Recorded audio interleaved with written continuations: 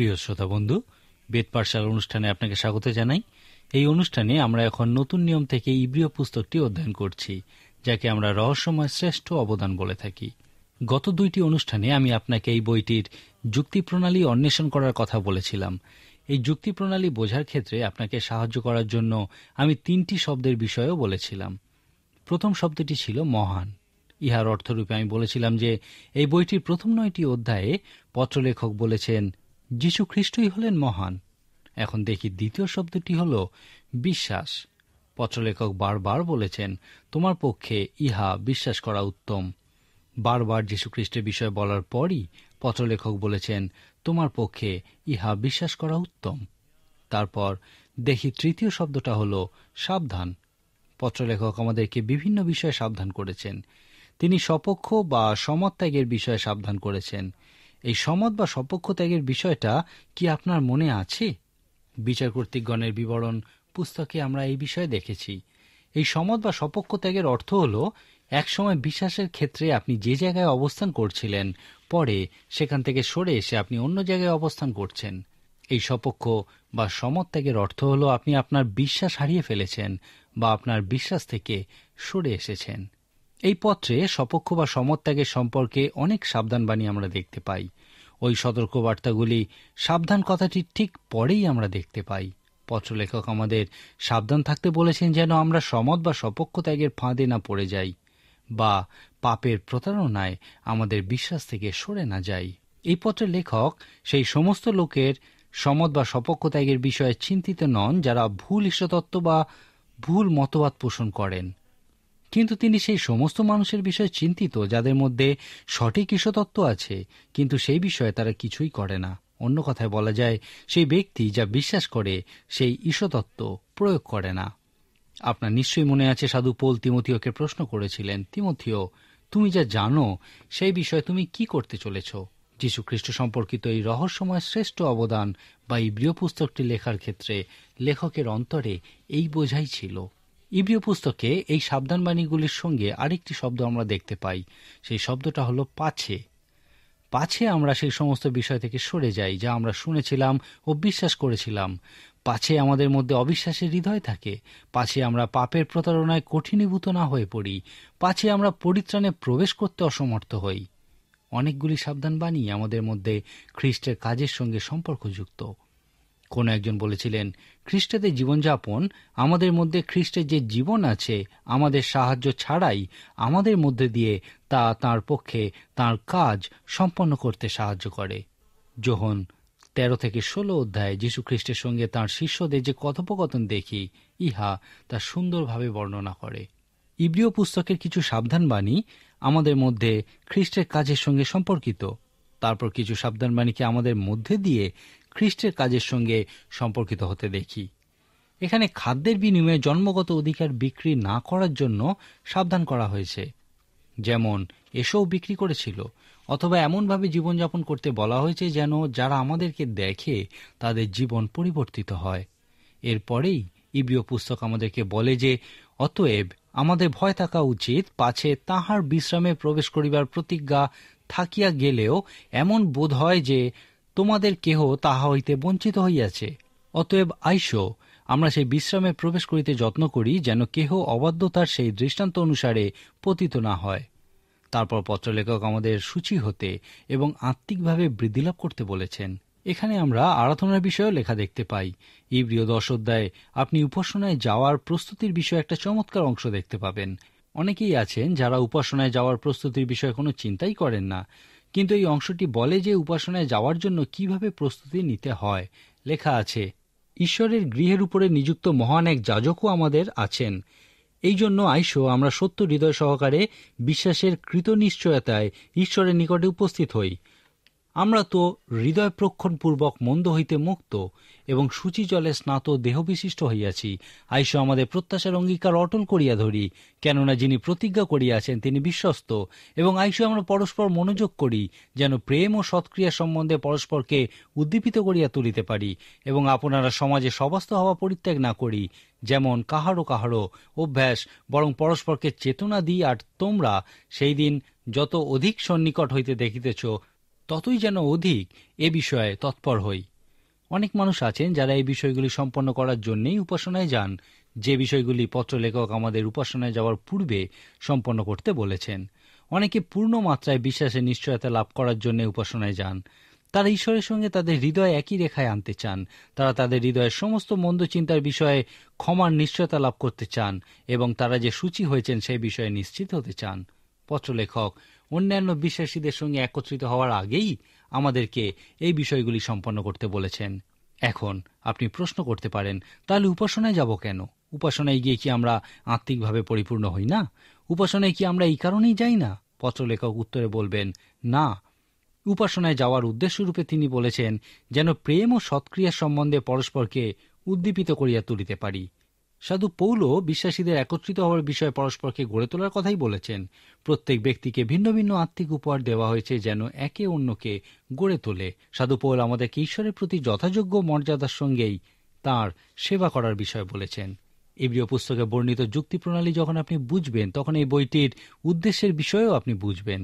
এই বইটির উদ্দেশ্য হল সেই সমস্ত বিশ্বাসীকে উৎসাহিত করা যারা কষ্টপ্রাপ্ত, হতাশাগ্রস্ত, এবং সেই সমস্ত মানুষকে উৎসাহিত করা যারা বিশ্বাসে দৃঢ় অঙ্গীকার করার ক্ষেত্রে তাদের বিশ্বাসে অতটা সবল নন।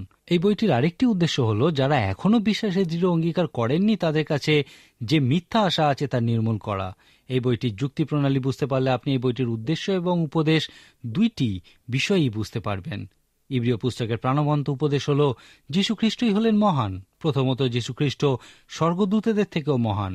পত্রলেখক আমাদের বলবেন যে ঈশ্বর কখনোই কোনো স্বর্গদূতকে বলেননি যে তুমি আমার পুত্র, এবং ঈশ্বর কখনোই এই কথা বলেননি যে তিনি স্বর্গদূতেদের পিতার মতো। ইব্রিয় 1:8 আমরা দেখি লেখা আছে, কিন্তু পুত্রের বিষয়ে তিনি বলেন, হে ঈশ্বর, তোমার সিংহাসন অনন্তকাল স্থায়ী। এখানেই আমরা পিতা ঈশ্বরকে তাঁর পুত্রকে ঈশ্বর বলে সম্বোধন করতে শুনি। ইহা অবশ্যই যীশু খ্রিস্টের ঈশ্বরত্বের বিষয়ই বলে। এরপর পত্রলেখক আমাদেরকে স্বর্গদূতদের বিষয়ে অনেক কিছু বলার পর খুবই পরিষ্কারভাবে বলেছেন যীশু খ্রিস্ট স্বর্গদূত অপেক্ষা মহান। এরপর আমি বলেছিলাম যে পত্রলেখক বলেছেন যীশু খ্রিস্ট সাধু মসি, সাধু যিহোশূয়ের থেকেও মহান। যীশু খ্রিস্ট সেই আবাসতাম্বু, সমস্ত চুক্তি এবং সকল যাজক অপেক্ষা মহান। তিনি আমাদেরকে পরিষ্কারভাবে এই সমস্ত বিষয় বলেছেন। কিন্তু লক্ষ্য করুন, তার যুক্তি প্রণালীতে 2 অধ্যায় থেকে শুরু করে আপনি দেখবেন যে তিনি সতর্ক করতে শুরু করেছেন। লেখা আছে, এই জন্য যাহা যাহা শুনিয়াছি তাহাতে অধিক আগ্রহের সহিত মনোযোগ করা আমাদের উচিত, পাছে কোনো ক্রমে ভাসিয়া চলিয়া যাই। কেননা দূতগণ দ্বারা কথিত বাক্য যদি দৃঢ় হইল এবং লোকে কোনো প্রকারে তাহা লঙ্ঘন করিলে কিংবা তাহার অবাধ্য হইলে যদি ন্যায়সিদ্ধ প্রতিফল দত্ত হইল, তবে এমন মহৎ এই পরিত্রাণ অবহেলা করিলে আমরা কি প্রকারে রক্ষা পাইব? ইহা তো প্রথমে প্রভুর দ্বারা কথিত ও যাহারা শুনিয়াছিল তাহাদের দ্বারা আমাদের নিকটে দৃঢ়ীকৃত হইল।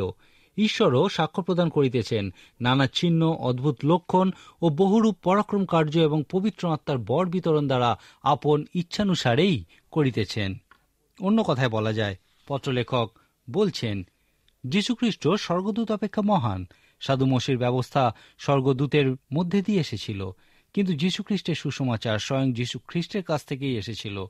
সাধু মসির ব্যবস্থা লঙ্ঘন করার শাস্তিস্বরূপ অপরাধীকে পাথর ছুঁড়ে মেরে ফেলা হতো। এখন আপনি কিভাবে চিন্তা করেন যে পরিত্রাণের যে সুসমাচার স্বয়ং যীশুখ্রিস্ট প্রচার করেছিলেন এবং তাঁর সঙ্গে যারা ছিলেন তারা তা দৃঢ়ীভূত করেছিলেন, তা যদি আপনি উপেক্ষা করেন তাহলে রক্ষা পাবেন? এই কথা বলার পর পত্রলেখক ইব্রিয় ইতিহাসের একটা ঘটনার মধ্যে দিয়ে আমাদের সাবধান করেছেন। পুরাতন নিয়মের গণনা পুস্তকের 14 অধ্যায়টি কি আপনার মনে আছে? ইসরায়েল সন্তানেরা যখন সেই প্রান্তরে 40 বছর ধরে ইতস্তত ভ্রমণ করছিল, তখন অন্তত 10 বার ঈশ্বর তাদেরকে তাঁর উপর বিশ্বাস করার জন্য পরীক্ষার সম্মুখীন করেছিলেন। 10 বার ঈশ্বর অলৌকিক কাজ করেছিলেন এবং তারা তাঁকে বিশ্বাস করতে অস্বীকার করেছিল। ফলত ঈশ্বর একসময় তাদের একটা প্রজন্মের উদ্দেশ্যে বলেছিলেন, তোমরা আর সেই প্রতিজ্ঞার দেশে প্রবেশ করতে পারবে না। তারা ঈশ্বরের প্রতি অবিশ্বাসের দরুন সেই প্রতিজ্ঞার দেশে প্রবেশ করতে পারেনি। শুধুমাত্র যিহোশূয়া এবং কালেব প্রবেশ করেছিলেন, কারণ তারা ঈশ্বরের অনুগত হয়েছিলেন। সমগ্র বাইবেলে এই গণনা পুস্তকের 14 অধ্যায়টি সব থেকে ভয়ঙ্কর অধ্যায়গুলির অন্যতম। ইব্রিয় পুস্তকের 3 অধ্যায় 7 থেকে 19 পদে এবং 4 অধ্যায়েও পত্রলেখক গণনা পুস্তকের 14 অধ্যায়টির বিষয়েই জোর দিয়েছেন। পত্রলেখক তাদেরকে মনে করিয়ে দিয়েছিলেন যে তাদের পূর্বপুরুষেরা প্রান্তরে 40 বছর যাবৎ পরীক্ষিত হয়েছিলেন এবং সেই প্রতিজ্ঞা দেশে প্রবেশ করতে পারেননি। তারপর তাদেরকে তিনি সাবধান করে দিয়ে বলেছেন, ভাতৃগণ, দেখিও, পাছে অবিশ্বাসের এমন মন্দ হৃদয় তোমাদের কাহারও মধ্যে থাকে যে তোমরা জীবন্ত ঈশ্বর হইতে সরিয়া পড়ো। মসিহে বিশ্বাসী এই যিহুদিদের মধ্যে অনেকেই অত্যাচারের কারণে তাদের বিশ্বাস থেকে দূরে সরে গেছিল। সেই জন্যই পত্রলেখক বলেছেন, তোমরা দিন দিন পরস্পর চেতনা দাও, যাবৎ অদ্য নামে আখ্যাত সময় থাকে, যেন তোমাদের মধ্যে কেহ পাপের প্রতারণায় কঠিনীভূত না হয়। কেননা আমরা খ্রিস্টের সহভাগী হইয়াছি, যদি আদি হইতে আমাদের নিশ্চয় জ্ঞান শেষ পর্যন্ত দৃঢ় করিয়া ধারণ করি। ফলত উক্ত আছে, অদ্য যদি তোমরা তাঁহার রব শ্রবণ করো, তবে আপন আপন হৃদয় কঠিন করিও না, যেমন সেই বিদ্রোহ স্থানে। পত্রলেখক প্রশ্ন করেছেন, তোমরা কি ঈশ্বরের বাক্য শুনেছ এবং ঈশ্বরের আওয়াজ কি তোমরা শুনতে পারো? আমরা দেখেছি আদি পুস্তক 3 অধ্যায়ে ঈশ্বর প্রশ্ন করেছিলেন, কোথায় তুমি? আমি বলেছিলাম, ঈশ্বরের আওয়াজ ঈশ্বরের বাক্যের প্রতিনিধিত্ব করেছিল। আদি পুস্তক 3 অধ্যায়ে দেখি ঈশ্বর আমাদের জীবনে এসে প্রশ্ন করছেন, তোমাদের যে জায়গায় থাকা উচিত ছিল সেই পরিপ্রেক্ষিতে তোমরা কোথায় আছো? উত্তরে আদম বলেছিলেন, আমি উদ্যানে তোমার রব শুনিয়া ভীত হইলাম, কারণ আমি উলঙ্গ, তাই আপনাকে লুকাইয়াছি। ইহাই হল মনুষ্য প্রকৃতি। আমরা ঈশ্বরের থেকে এত দূরে নেই যে তিনি কথা বললে আমরা তাঁর রব শুনতে পাব না। যাই হোক, আমরা ঈশ্বরের রব শুনে ভীত হই, আমরা সত্যের আলোতে আসতে ভয় পাই, সেই জন্যই আমরা ঈশ্বরের সামনে থেকে লুকাই। এই সুন্দর বিষয়টি পাপের সংজ্ঞার বিষয় বলে, যা আলো প্রত্যাখ্যান করার রূপে বর্ণনা করা হয়েছে। সাধু যোহন লিখিত সুসমাচারে যীশু খ্রিস্ট আমাদেরকে দোষারোপ করে বলেছেন যে আমরা আলোর থেকে অন্ধকার কি বেশি পছন্দ করি, কারণ আমাদের কার্য সকল মন্দ। ইব্রিয় 3 ও 4 অধ্যায়ে লেখক বলেছেন, কখনো এই কাজ করো না, কারণ যদি তোমরা ঈশ্বরের রব শুনেও তাতে কর্ণপাত না করো, তাহলে তোমরা সেই প্রান্তরে 40 বছর ধরে ভ্রমণরত লোকেদের তুল্য হবে। তারপর একদিন ঈশ্বর তোমাদের অবিশ্বাসের জন্য তোমাদের দিক থেকে মুখ ফিরিয়ে নেবেন এবং তোমরা খ্রিস্টেতে অনন্ত জীবনরূপ এই প্রতিজ্ঞার দেশে প্রবেশ করতে পারবে না। ইব্রিয় 4 অধ্যায়ে লেখা আছে, অতএব আমাদের ভয় থাকা উচিত, পাছে তাহার বিশ্রামে প্রবেশ করিবার প্রতিজ্ঞা থাকিয়া গেলেও এমন বোধ হয় যে তোমাদের কেহ তাহা হইতে বঞ্চিত হইয়াছে। কেননা যেরূপ উহাদের নিকটে তদ্রূপ আমাদের নিকটেও সুসমাচার প্রচারিত হইয়াছিল বটে, তথাপি সেই শ্রুত বাক্যে উহাদের কোনো ফল ধরছিল না, কারণ শ্রোতাদের কাছে তাহা বিশ্বাসের সহিত মিশ্রিত ছিল না। কল্পনা করুন, কোনো একটি ভোজসভায় উপস্থিত 100 জনের মধ্যে একজন খাবার খাওয়ার পর অসুস্থ হয়ে পড়ল, কিন্তু বাকিদের কিছুই হল না। সেই ব্যক্তি অসুস্থ হয়ে পড়েছিল কারণ তার পাকস্থলীতে সমস্যা ছিল, সেই জন্যেই সে অসুস্থ হয়ে পড়েছিল। ইব্রিয় 4 অধ্যায়ের শুরুতেই পত্রলেখক এই বিষয়ে বলেছেন। তিনি বলেছেন, যখন সুসমাচার প্রচারিত হয়, যখন মানুষ ঈশ্বরের বাক্য শুনতে শুরু করে, মাঝে মাঝে ইহা আমাদের কাছে লাভজনক হয়, কারণ তারা বিশ্বাসের সঙ্গে শ্রবণ করে। যাই হোক, তারা যখন ঈশ্বরের বাক্য বিশ্বাস ছাড়াই শ্রবণ করে, তখন তাদের পক্ষে তা লাভজনক হয় না, কিন্তু তাদেরকে তা দোষারোপ করে। যীশুখ্রিস্ট যে বীজবপকের দৃষ্টান্ত শিক্ষা দিয়েছিলেন, ইহা কিছুটা তার মতো। বীজবপক যে বীজ বপন করেছিল তা 4 ধরনের জমিতে পড়েছিল। সেই জন্যেই এই দৃষ্টান্তটিকে বলা যায় 4 ধরনের জমির উপমা, বা মণ্ডলীতে 4 ধরনের মানুষ আছেন, তাদের মধ্যে আপনি কোনজন? ইব্রিয় পুস্তকের এই বিশেষ অংশের যুক্তি প্রণালী আমাদের সামনে এই পরীক্ষায় উপস্থিত করে। পত্রলেখক আমাদেরকে বলেছেন যে ঈশ্বরের বাক্যের পূর্ববর্তী শ্রোতারা অবিশ্বাসের কারণে প্রতিজ্ঞার দেশে প্রবেশ করতে পারেনি, আর ঈশ্বর আবার অনেক বছর পর আরেকটি সুযোগ দিয়ে বলছেন, আজকে যদি তোমরা তাঁর রব শুনতে পাও, তাহলে তোমাদের হৃদয় কঠিন করো না। পত্রলেখক মসিহে বিশ্বাসী সেই সমস্ত যিহুদিদের উদ্দেশ্যে বলেছিলেন, অত্যাচারের কারণে যাদের বিশ্বাস দুর্বল হয়ে গেছিল, যে ইহা তোমাদের জন্য। অতএব তোমরা যখন ঈশ্বরের রব শুনতে পাও, তখন তোমাদের হৃদয় কঠিন করো না, কারণ যদি তা করো, তোমাদেরকে তা দোষারোপ করবে।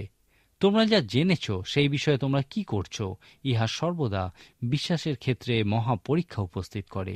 এরপর পত্রলেখক ঈশ্বরের বাক্য বিষয়ে একটা মহান উক্তি করেছেন। তিনি লিখেছেন, কেননা ঈশ্বরের বাক্য জীবন্ত ও কার্যসাধক এবং সমস্ত দ্বিধার খড়গ অপেক্ষা তীক্ষ্ণ, এবং প্রাণ ও আত্মা, গ্রন্থি ও মজ্জা এই সকলের বিভেদ পর্যন্ত মর্মবেধী, এবং হৃদয়ের চিন্তা ও বিবেচনার সূক্ষ্ম বিচারক। আর তাহার সাক্ষাতে কোন সৃষ্ট বস্তু অপ্রকাশিত নয়, কিন্তু তাহার চক্ষু গোচরে সকলই নগ্ন ও অনাবৃত রহিয়াছে, যাহার কাছে আমাদিওকে নিকাশ দিতে হইবে।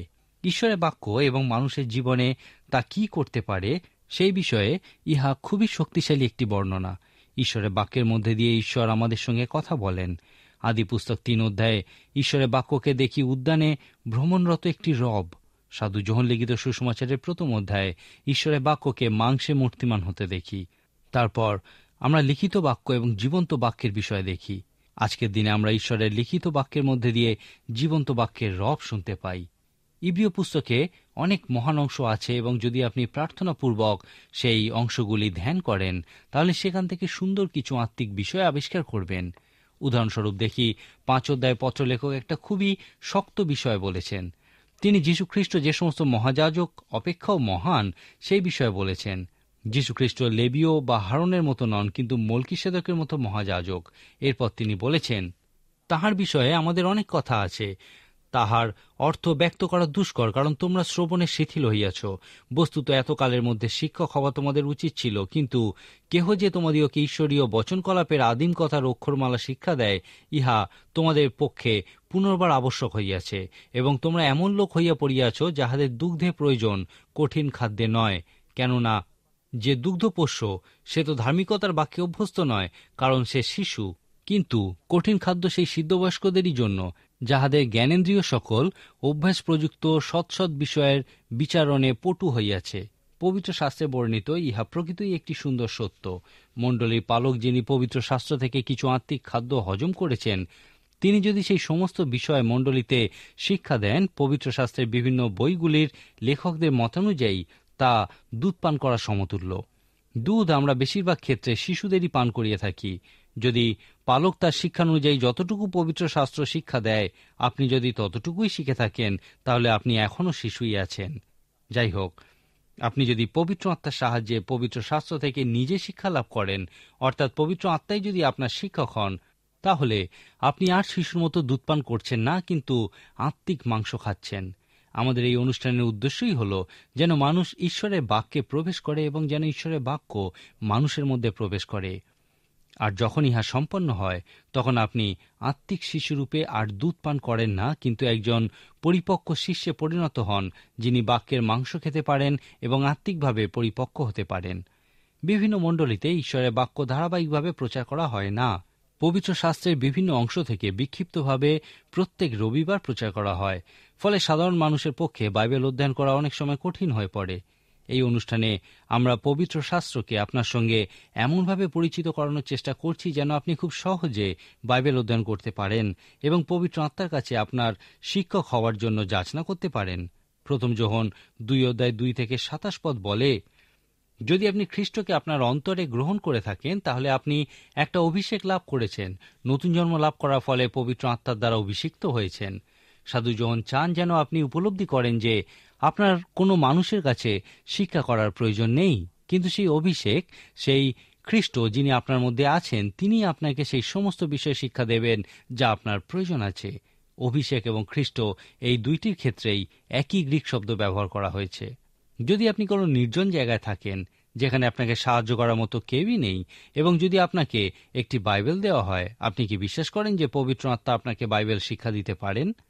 প্রথম যোহন 2 অধ্যায় 27 পদ অনুযায়ী আপনার প্রকৃত প্রয়োজন হল বাইবেল এবং পবিত্র আত্মা।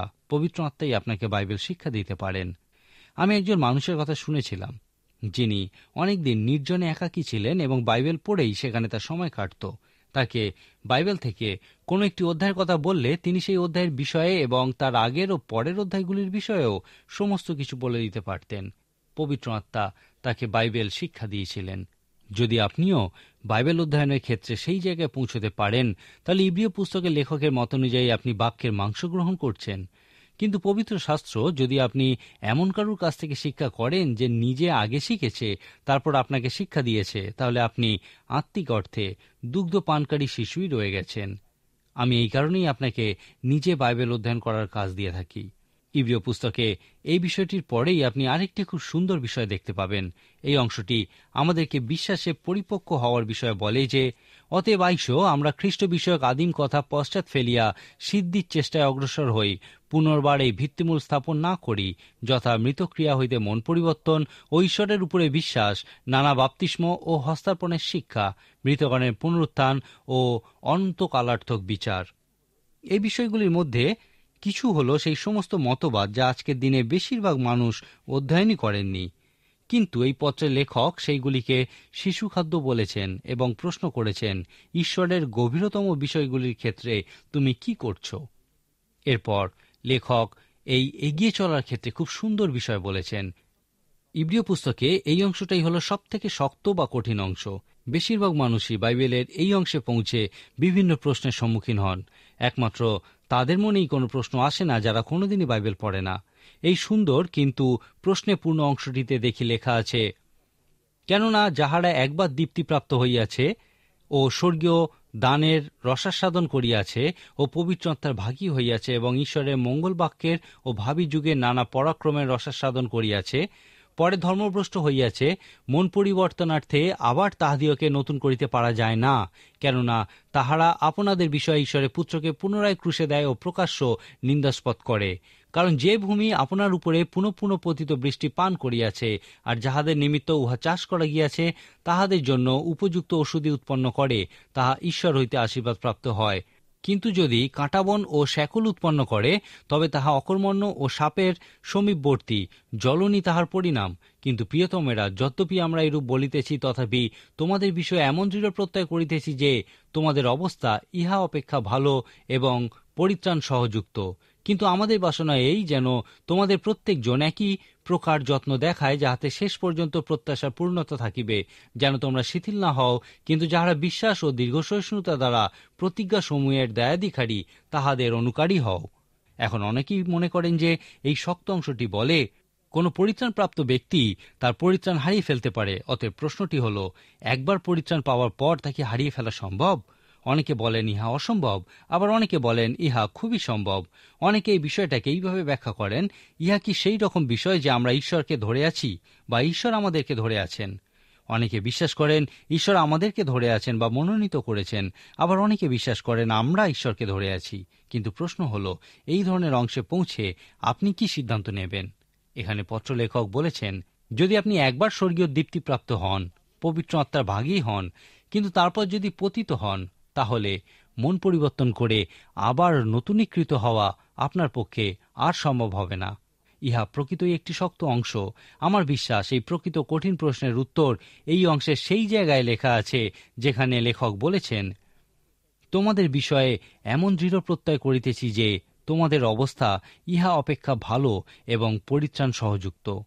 পত্রলেখক যখন দীপ্তিলাভ করা, পরীক্ষিত হওয়া এবং সহভাগী হওয়ার বিষয়ে বলেছেন একজন প্রচারকের মতানুযায়ী, তখন তিনি পরিত্রাণপ্রাপ্ত ব্যক্তিদের বিষয়ে বলেননি। এক্ষেত্রে তিনি একজন এমন ব্যক্তির বিষয়ে বলেছেন যার মধ্যে পবিত্র আত্মার প্রেম আছে, কিন্তু তারা বিশ্বাসের সীমা অতিক্রম করেনি এবং নতুন জন্ম লাভ করেনি। আমি এই বইটির উদ্দেশ্যের বিষয়ে বারবার বলেছি যে সেই লোকেদের উদ্দেশ্যে ইহা লেখা হয়েছে যারা বিশ্বাসের সীমা অতিক্রম করেননি। তারা প্রকৃতই যীশু খ্রিস্টের স্বাদ গ্রহণ করেননি এবং তাঁর প্রতি কোনো পরিষ্কার অঙ্গীকার করেননি। এই বইটির যুক্তির প্রণালীতে যে উৎসাহ এবং সতর্কবার্তা দেখতে পাওয়া যায়, তা প্রকৃতপক্ষে যীশু খ্রিস্টের পক্ষে দাঁড়ানোর কথাই বলে যে বেরিয়ে এসো এবং খ্রিস্টের পক্ষে স্পষ্ট অঙ্গীকার করো, তারপর তোমার পরিত্রাণের বিষয়ে নিশ্চিত হও। আমার বিশ্বাস ইহাই হল ইব্রিয় পুস্তকের এই কঠিন অংশটার মূল উপদেশ। 6 অধ্যায় 4 থেকে 6 পদ ইব্রিয় পুস্তকের সমস্ত যুক্তি প্রণালীর প্রসঙ্গে ব্যাখ্যা করা উচিত। এখানে পত্রলেখক পরিত্রাণ সহযুক্ত কোনো বিষয়ের উদ্দেশ্যে কিছু বলেননি। তিনি এই বইতে সেই সমস্ত বিশ্বাসীদের উদ্দেশ্যে বলেছেন যারা এখনো নতুন জন্ম লাভ করেনি, কারণ যীশু খ্রিস্টের প্রতি তাদের অঙ্গীকারের পথে এক ধরনের রক্ষাকারী বিশ্বাস বাধা হয়ে দাঁড়িয়েছে। এই কঠিন অংশটিতে পত্রলেখক এই ধরনের বিশ্বাসীদের সতর্ক করে দিয়েছেন। এই সঙ্গে এখনো যারা যীশু খ্রিস্টের রক্ষাকারী বিশ্বাস গ্রহণ করেননি, তাদের উদ্দেশ্যেও সতর্কবাণী বলা হয়েছে। ঈশ্বর আপনার মঙ্গল করুন।